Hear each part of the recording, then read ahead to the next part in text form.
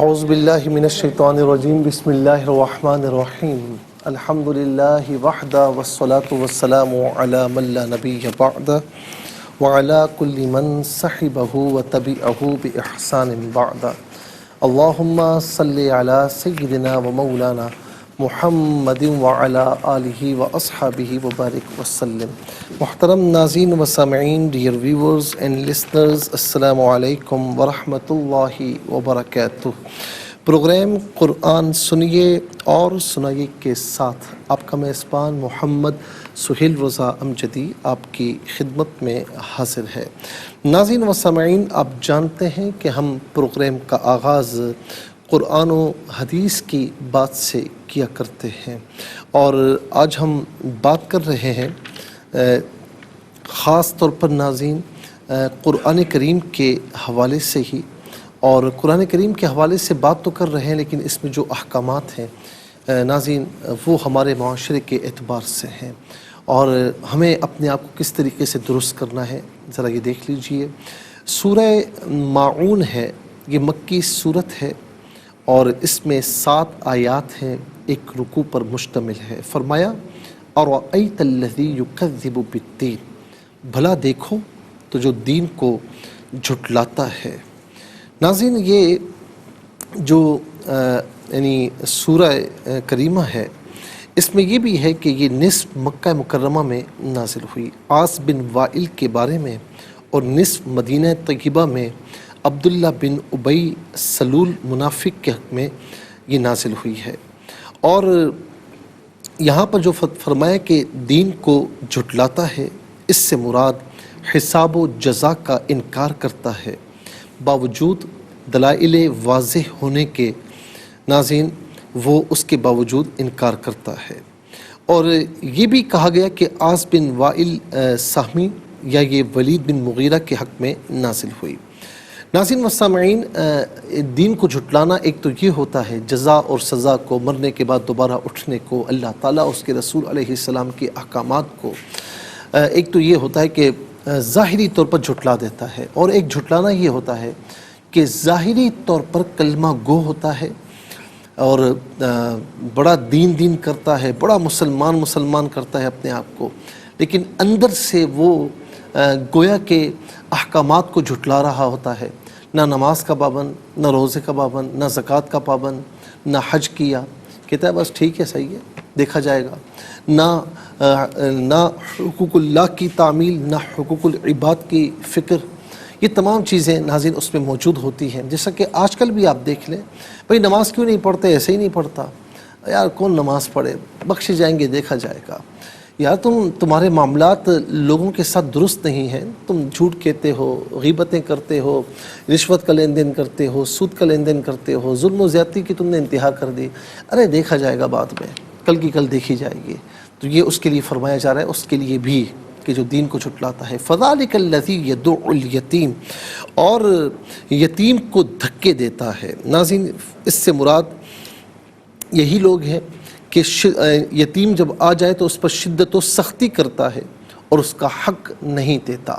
تو یہ بھی منافقین کی علامات میں سے ایک علامت ہے۔ ایک تو یہ علامت ہے کیونکہ یہ کفار کے حق میں نازل نہیں ہوئی، یہ منافقین کے حق میں نازل ہوئی ہے، عاص بن وائل کے حق میں، یا عبداللہ بن ابی سلول کے حق میں، یا ولید بن مغیرہ کے حق میں۔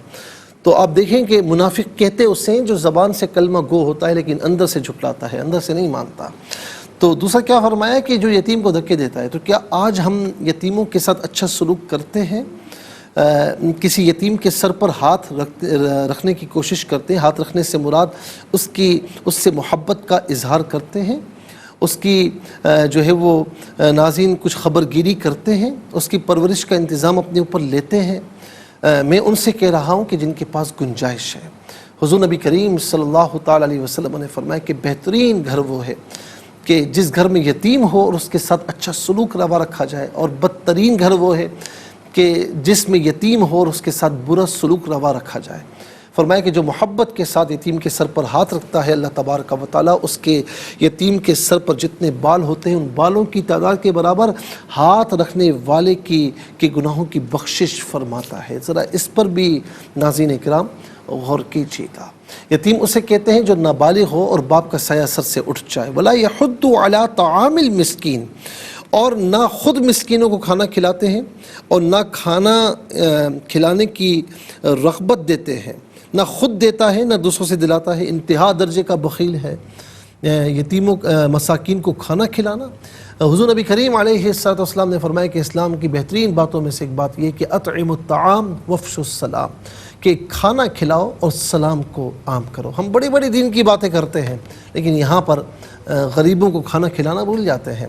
اور ناظرین، سلام، ہم کہتے ہیں میں بڑا ہوں، یہ سلام کرے، میں کیوں سلام کروں؟ تو حضور نبی کریم علیہ السلام نے تو یہ نہیں دیکھا، آپ جب گزرتے تو بچوں کو بھی آپ سلام پیش فرماتے۔ ناظرین و سامعین، اس کے بعد فرمائے کہ فویل للمصلین، برا ہو۔ اب یہاں پر ویل کا معنی خرابی بھی ہے، اور یہ بھی فرمایا گیا کہ ویل اس جہنم کی اس وادی کا نام ہے کہ جس میں ان نمازیوں کو کہ الذین هم عن صلاتهم ساہون، جو اپنی نمازوں میں سستی کرتے ہیں، یعنی وقت گزار کر نمازیں پڑھتے ہیں، تو فرمایا کہ اس سے مراد وہ ہیں، اور وہ بھی ہیں کہ جو لوگوں کے سامنے نمازی بنتے ہیں اور لیکن حقیقت میں نماز سے غافل ہوتے ہیں، اس سے مراد وہ بھی ہیں۔ تو ناظرین، ایک نماز چھوڑ دی جائے نا، وبال جان ہے، اس کا وبال کتنا ہے آپ تصور نہیں کر سکتے۔ تو اسی لیے فرمایا کہ ہمارا یہاں پر عام ہے نا، فجر کی نماز کیوں نہیں پڑھتے؟